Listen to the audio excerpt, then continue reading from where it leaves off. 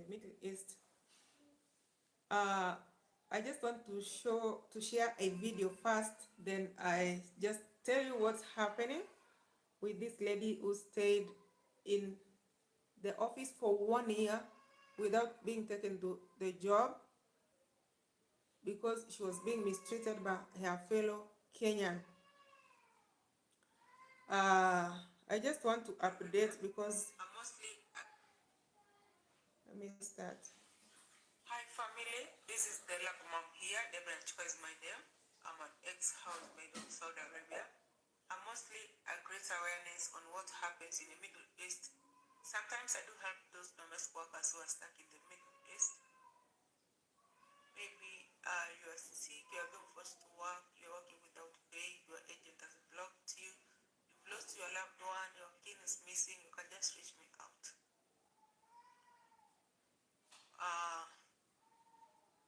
I'm so heartbroken because of what's happening. When you hear people say women are the worst enemies, they're right. When you hear people say Kenyans are their worst enemies, you are right. When you hear people say tribemates are the worst enemies, they are right. When you hear people say kisses are their worst enemies, you are right.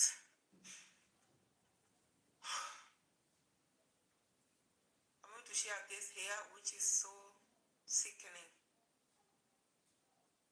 You can see I have two ladies here.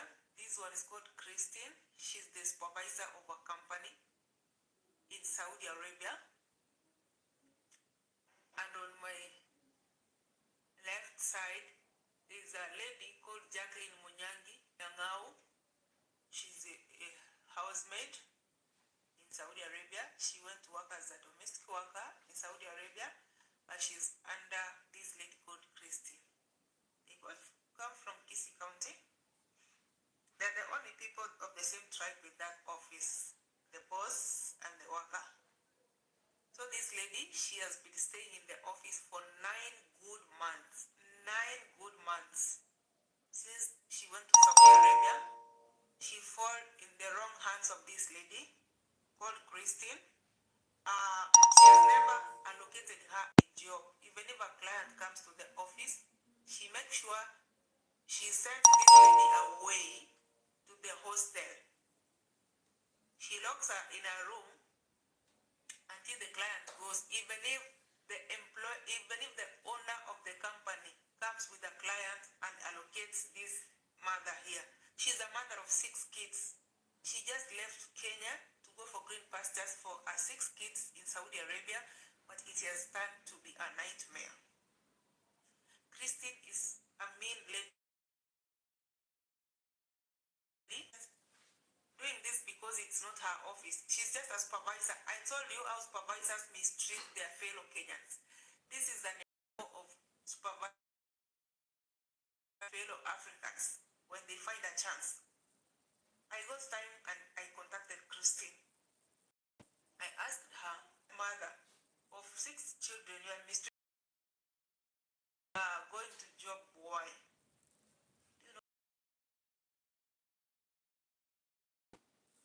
Told her, I know you're the CEO of Saudi Arabia company.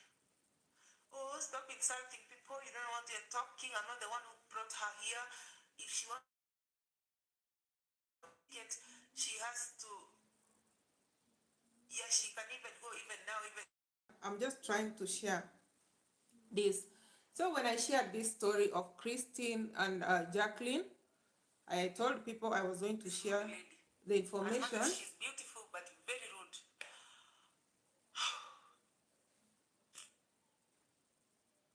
The agency responsible for this mother's travel to Saudi Arabia is called Express Agents Kenya, which is directed by Mary. Mary is the agent, of which I'm going to share her number on my Facebook page. Caprit Allied Saudi Agency is the office that took this lady to Saudi Arabia. For the sake of my fellow Kadamas, wale tunaelewa Kiswahili, huyu mama alipelekwa Saudi Arabia, amemaliza miezi 9 bila kazi. Yeah. So I was just sharing this. This is the lady I'm talking about. She's called Jacqueline Munyangi. So Jacqueline Munyangi, since I did this video, 3 months have gone. So we have been struggling. I shared the number of this office responsible for her stay, for her travel in Saudi Arabia. So the lady called Christine went to where she was at the hostel. Then she vowed, like, you are going to stay here for the next 2 years. So she could send some people to fight her in the hostel. And then she was like, why did you share my information on social media? By the way, I just want to thank the Luck Mom family, because people called her, people called the office, and they didn't have peace. The good news is that when Express Agency, it became too much on them, they decided to get a ticket for her. So they got a ticket for her, but this lady, whatever she was sharing in that office, anytime a client could come, this Christine could say this lady is mad. Like she's not of sound mind, she can't work. Imagine somebody who is of sound mind, but she can't be allowed to go and work. So this lady, when anytime she gets a client who will take this lady, she will go behind and say, this lady, don't take her, she's mad, she's mad. So she never got a job. So when the Express Agency got a ticket for her, then this lady decided, like, so she was going there. Huyu supervisor ambaye anaitwa Christine anaenda anamwambia, hakuna mahali unaenda, you have to stay in Saudi for 2 years. I'm not the one who brought you here. She just made her life another hell in that office. So as we speak right now, she just landed home. Everything was made. They processed for her the exit visa, they got her ticket, and right now as we speak, she's in Kenya. She just landed yesterday. This is what happens in the offices. People can mistreat you in the offices.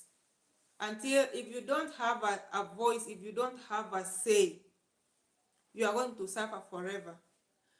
Jacqueline didn't have a say, but somebody reached me out. Jacqueline used to watch my videos on TikTok on how I help people, and then she called one of her relatives, and then she told her relatives, like, kuna mama anaitwa Lucky Mom huwa anasaidia watu, but for me penye niko network yangu ni mbaya, you can reach her on my behalf so that umwambie what I'm going through. So then they reached me out. Ilikuwa nashangaa sana, a mother with 6 kids, somebody has just decided to lock her in the hostel, like she's mad, and she's not mad. Somebody who is ready to work, and then anakuwa mistreated. Kuna watu wako na roho mbaya sana. And this is what we have seen. Kenyans don't love their fellow Kenyans. Wakati wanafanya kazi kama maids, you need to respect yourself. You saw the other day somebody saying Kenyan my foot, when the other lady anamwambia, please, we are Kenyans, let's cooperate, let's love one another. Anasema Kenyan my foot. They don't like one another. So in the office, there were only kisses in that office to one tribe. Only 2 people in the same office, but the supervisor decided to make life hard for this lady. But I just want to thank God, and I just want to thank the Luck Mom family. We have a big family from TikTok. We have a big family from Facebook. Here on TikTok, when I shared the numbers of those people responsible for her travel, people decided to reach out. They called. Where I share those numbers. If somebody is in trouble and you have a problem, you share your information with me. God has just blessed me na wale watu fans wenye wakona utu, people who decide, like, we have to support one another, we have to make this world a better place for everyone. The moment I share those information, kama nime share Facebook, because that is where I share the numbers of those people.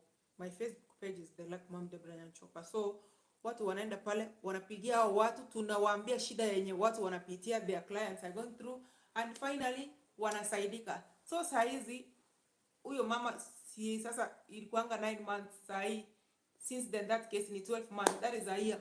Amekuwa kwa ofisi, hajapelekwa kazi, amehangaishwa, mwisho amepandishwa ndege kama hajafanya kazi, kama hana chochote, amerudi mkono tupu nyumbani.